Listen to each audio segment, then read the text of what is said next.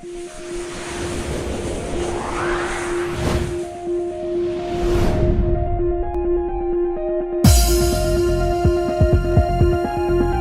menjadi pedoman. Sekarang bagaimana mekanismenya, kok 2010 berlaku sementara 2015 ada keputusan Surabaya, yang mana keputusan pada saat itu adalah 50% per satu. Kan sudah ditegaskan kembali dalam Rakernas 2017 merefer dan menggunakan anggaran dasar di 2010, yaitu setelah pemilihan baru ada keputusan mengenai setelah pemilihan Bu Rahma 2010, saya sebagai kandidatnya juga di sana.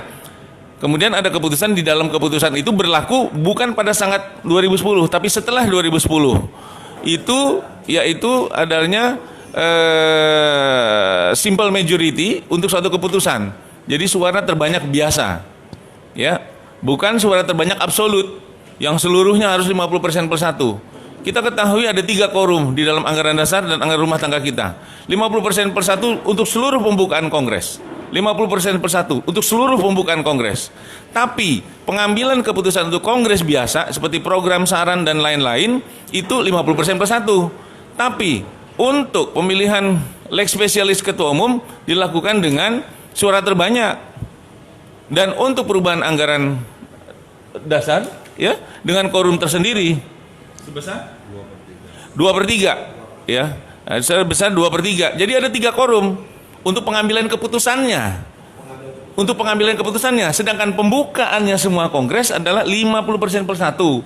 Pengambilan keputusannya masing-masing punya quorum tersendiri. Ini kurang mendapat perhatian. Ya. Kemudian tidak tertanda tanganinya oleh ketua presidium. Ini kurang terelaborate, kurang terinformasi. Yang bersangkutan udah pulang.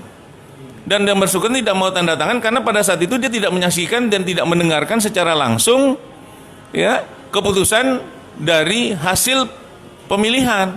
Ya dia karena memang nggak merasa mengetahui dan menyaksikan, dia nggak tanda tangan. Itu tidak menganulir keputusan presidium. Tidak menganulir karena udah one for all for one. Kolektif kolegial bersama-sama dalam mengambil keputusan dan telah memberikan mandatori kepada 5 untuk menjalankan Kongres. One for all, 5 untuk 1 untuk 5 untuk seluruhnya 33 telah memberikan kepada kelima. Ya. Jadi kurang terelaborate. Alasan bukan tidak setuju konteksnya. Karena saya mendengar yang bersangkutan karena saya pulang dan tidak menyaksikan langsung. Wajar kalau dia tidak menandatangani itu. Oke. Kemudian tanda tangan itu tidak merupakan satu mandatori harus ada, sehingga menganulir seluruh keputusan dari sebuah pengambilan keputusan oleh 4.000 orang hanya satu tidak tanda tangan.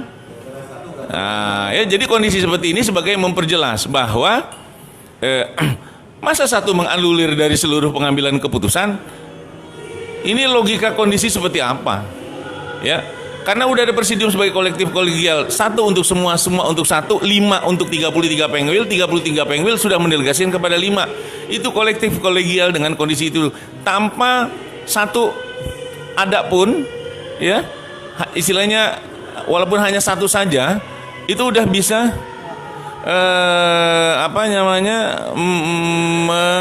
mewakili dari seluruhnya ya. Nah, sedangkan masalahnya sekarang yang kita lakukan adalah pemilihan. Jadi konteks pemilihan itu presidium hanya mengumumkan hasil saja, tidak menanyakan setuju enggak hasil keputusannya. Enggak perlu, karena apa? Sudah diberikan kepada seluruh anggota untuk melaksanakan haknya memilih. Tidak ada yang tidak ada yang terhalangi untuk memilih ya. Jadi itu, dan tidak perlu menanyakan kembali kepada presidium yang lain gitu ya.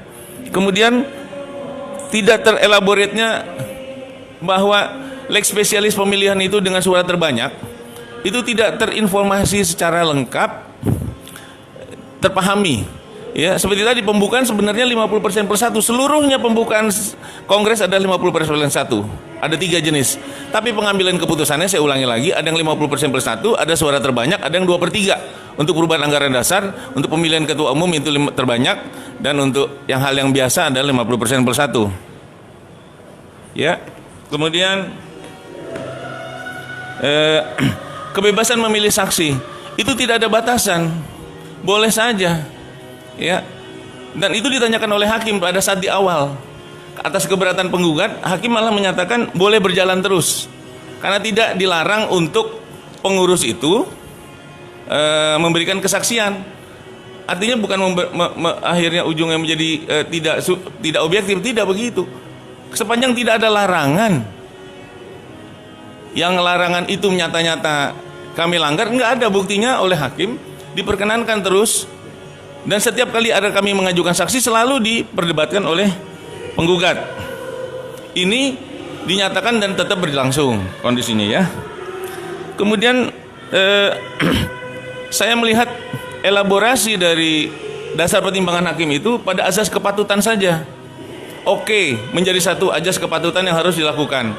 Akan tetapi, ya, azas keadilan dan manfaat harus juga diperhatikan. Azas keadilan bagaimana hanya 20 orang itu bisa mengganggu pelayanan organisasi kepada anggotanya yang puluhan ribu. Di mana keadilannya?